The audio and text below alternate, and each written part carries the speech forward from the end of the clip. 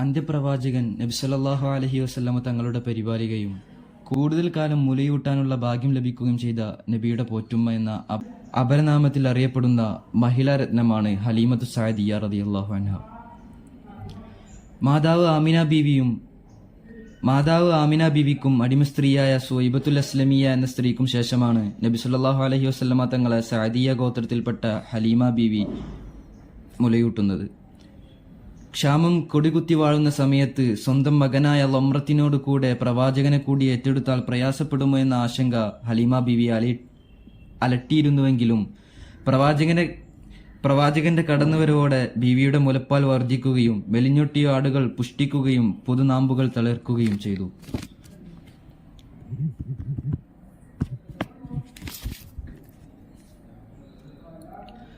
ഖുറൈശി ഗോത്രങ്ങൾ അവരുടെ മക്കളെ മക്കയ്ക്ക് ചുറ്റുമുള്ള മരുഭൂമി ഗോത്രങ്ങളിലേക്ക് അയക്കുന്ന പതിവുണ്ടായിരുന്നു. ഹവാസിനിൽ നിന്നുള്ള ബനി സഅദ് ബിൻ ബക്കർ, കിനാനയിൽ നിന്നുള്ള ബനി ലൈസ് ബിൻ ബക്കർ എന്നീ ഗോത്രങ്ങളായിരുന്നു കുട്ടികളെ മുലയൂട്ടിയിരുന്നത്.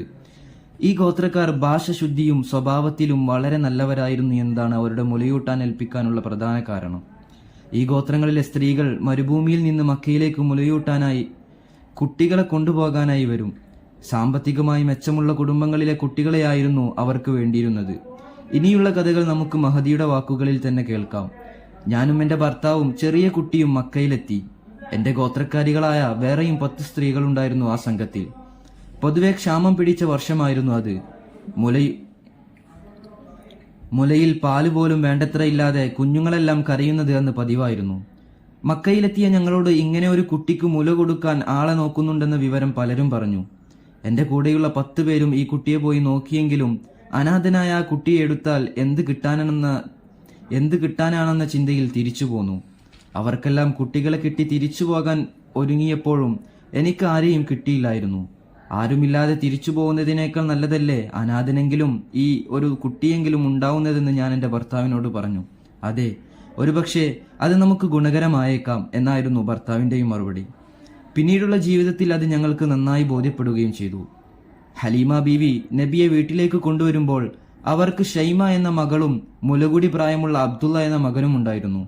ഷൈമയ്ക്ക് ഏകദേശം 5 വയസ്സായിരുന്നു.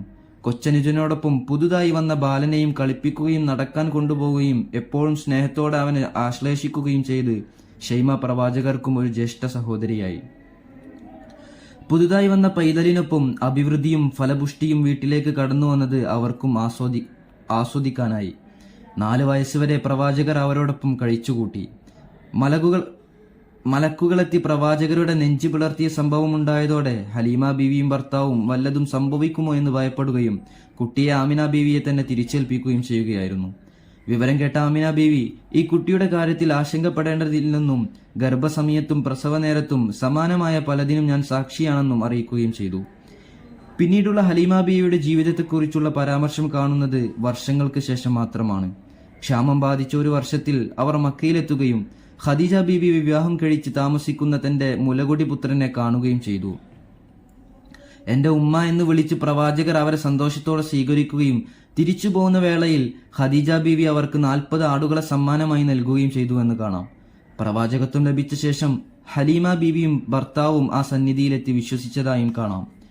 ഇസാബയിലും കുത്തുബു സ്വഹാബയിലും ഇത് പരാമർശിച്ചിട്ടുണ്ട്. അവസാന നാളുകളിൽ ഹലീമ ബീവി വിശുദ്ധ മദീനയിലെത്തുകയും അവിടെ വെച്ച് മരണപ്പെടുകയും ജന്നത്തുൽ ബഖിയയിൽ കബറടക്കപ്പെടുകയും ചെയ്തു.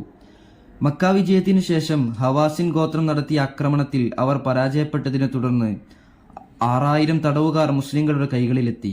24,000 ഒട്ടകങ്ങളും 40,000 ആടുകളും അവരോടൊപ്പം പിടിക്കപ്പെട്ടിരുന്നു. ഈ അവസരത്തിൽ ബന്ദികളുടെ ഇടയിൽ നിന്ന് 60 വയസ്സുള്ള ഒരു സ്ത്രീ പ്രത്യക്ഷപ്പെട്ട് താൻ മുഹമ്മദ് നബി സല്ലല്ലാഹു അലൈഹി വസല്ലമയുടെ സഹോദരിയാണെന്ന് അവകാശപ്പെട്ടത് ചരിത്രത്തിൽ കാണാം. പ്രവാചകന്റെ സന്നിധിയിലെത്തി അവർ പറഞ്ഞു, അള്ളാഹുവിന്റെ ദൂതരെ, ഞാൻ ഷൈമയാണ്, അബൂ കബ്ഷയുടെയും ഹലീമത്തു സഅദിയുടെയും മകൾ, അഥവാ മുലകുടി ബന്ധത്തിൽ നിങ്ങളുടെ സഹോദരി. ഇത് കേട്ട തിരുനബി സല്ലല്ലാഹു അലൈഹി വസല്ലം അവരെ തിരിച്ചറിയുകയും ഏറെ ആദരിക്കുകയും ചെയ്തു. അതോടെ അവരും ഇസ്ലാം ആശ്ലേഷിക്കുകയും തന്റെ ഗോത്രത്തിലേക്ക് മടങ്ങാൻ പ്രവാചകരോട് സമ്മതം വാങ്ങുകയും ചെയ്തു. തിരുനബി സല്ലല്ലാഹു അലൈഹി വസല്ലം ഒരു അടിമയോടും കുറച്ചു ഒട്ടകങ്ങളെയും ആടുകളെയും സമ്മാനമായി നൽകി. തിരുനബി സല്ലല്ലാഹു അലൈഹി വസല്ലമ ഒരു അടിമയാടും കുറച്ചു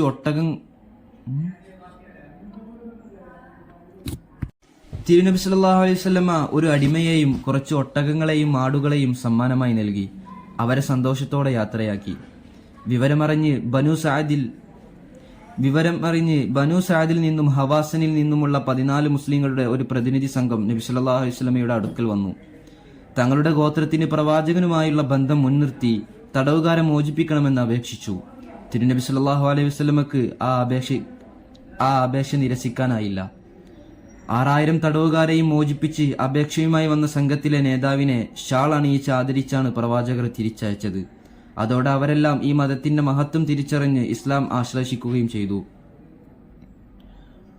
Haleema bint Abdullah bin Harith bin Shijna bin Rizam bin Nadira bin Saad bin Bakr bin Hawazin എന്നാണ് മഹദിയുടെ പൂർണ്ണ പേര്. ത്വായിഫ് നഗരത്തിൽ നിന്ന് ഏകദേശം 70 കിലോമീറ്റർ അകലെയായി തെക്ക് ഭാഗത്ത് താമസിച്ചിരുന്ന കുടുംബമാണ് ബനു സഅദിയ. ഇത് മക്കയുടെ കിഴക്ക് ഭാഗത്താണ് സ്ഥിതി ചെയ്യുന്നത്. ഹാരിസ് ബിൻ അബ്ദുൽ ഉസ്സയാണ് ഹലീമ റളിയല്ലാഹു അൻഹയുടെ ഭർത്താവ്.